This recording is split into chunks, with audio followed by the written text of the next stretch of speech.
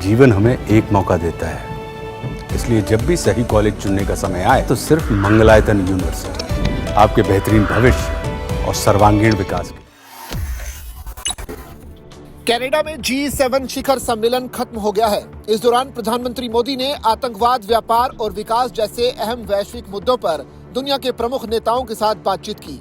Canada में G7 outreach session को संबोधित करते हुए पीएम मोदी ने आतंकवाद के खिलाफ भारत की सख्त नीति को दोहराया और इस वैश्विक खतरे के खिलाफ एकजुट होकर निर्णायक कार्रवाई की मांग की। प्रधानमंत्री मोदी ने अमेरिका समेत कई बड़े देशों का नाम लिए बगैर आतंकवाद पर उनकी दोहरी नीति की आलोचना की। प्रधानमंत्री मोदी ने कहा कि वैश्विक शांति और समृद्धि के लिए हमारी सोच और नीति स्पष्ट होनी चाहिए। अगर कोई देश आतंकवाद का समर्थन करता है तो उसे इसकी कीमत चुकानी होगी। उन्होंने ये भी कहा कि अंतर्राष्ट्रीय समुदाय की कार्रवाई में दोहरा मापदंड नहीं होना चाहिए। प्रधानमंत्री ने स्पष्ट रूप से कहा कि एक ओर हम अपनी पसंद के मुताबिक विभिन्न प्रकार के प्रतिबंध जल्दी से लगा देते हैं और दूसरी ओर जो देश खुलेआम आतंकवाद का समर्थन करते हैं उन्हें इनाम भी देते हैं। ये दोहरी नीति अब बंद होनी चाहिए। जाहिर है भारत का इशारा पाकिस्तान की तरफ था और G7 के सदस्य देश इस बात को बखूबी समझ गए होंगे। विदेश मंत्रालय के प्रवक्ता रणधीर जायसवाल ने एक्स पर जानकारी देते हुए कहा कि प्रधानमंत्री ने आतंकवाद के खिलाफ भारत के रुख को दोहराया और पहलगाम में हुए जघन्य आतंकी हमले की निंदा करने के लिए नेताओं का आभार जताया।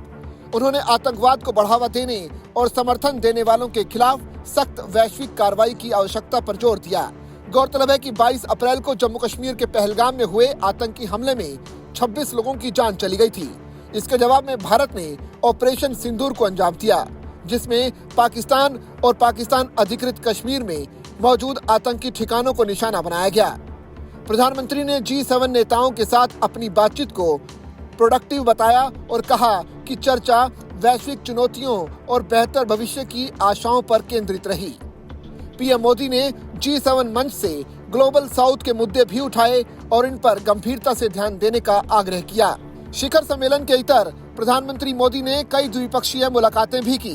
उन्होंने कनाडा के प्रधानमंत्री मार्क कार्नी और ब्रिटेन के प्रधानमंत्री कीथ स्टारमर के साथ फ्रांस के राष्ट्रपति इमैनुअल मैक्रों, दक्षिण कोरिया के राष्ट्रपति ली जे म्यूंग, इटली की प्रधानमंत्री जॉर्जिया मेलोनी और ऑस्ट्रेलिया के प्रधानमंत्री एंथनी एल्बनीज के साथ मुलाकात की।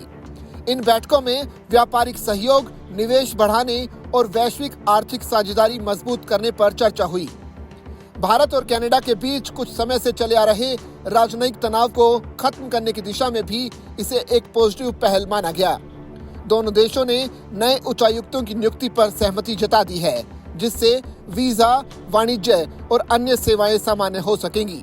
G7 सम्मेलन में पीएम मोदी की भागीदारी भारत की वैश्विक भूमिका को और मजबूत करने की दिशा में एक अहम कदम के रूप में देखी जा रही है, जहां भारत ने आतंकवाद के खिलाफ सख्त रुख और विकासशील देशों की आवाज को बुलंद किया है।